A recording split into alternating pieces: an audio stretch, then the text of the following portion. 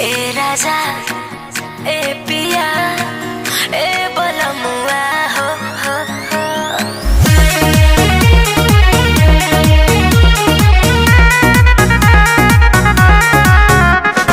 Mixed by Deepak Dilkash।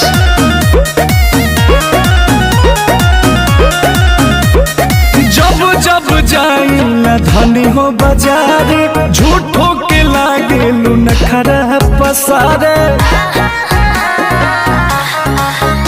अरे का बाटे डिमांड आज खोल के बताओ, ऐसे न हमारा से मुहावा फुलाओ। ए जी सुनी फरमाइश बैठे तनी आराम से, एगो लाला के टिकुलिया लई हो सासाराम से, एगो लाला के टिकुलिया लई हो सासाराम से।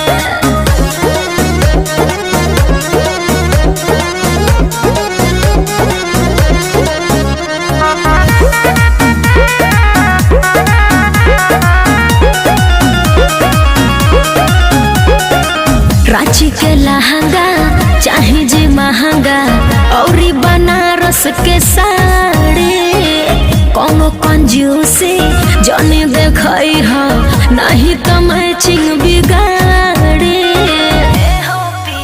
लेना आई कुछ तो बवाल को दिलू, छाड़ी बगल के पैसा कंगाल को दिलू।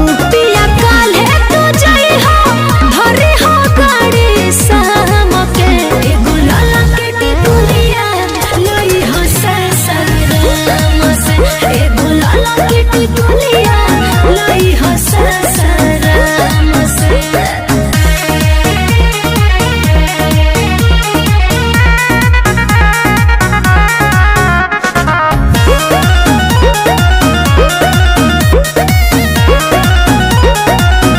समझ में आता जाई के दुमका लई हो जी झुमका, जोड़े जोड़े कान के लाल से नूरावा जानी भुलई हो, उहे बढ़ाई राउर मान के। देखो लाई फुसिलावे से बाजी न बाजा, कहेले सूरज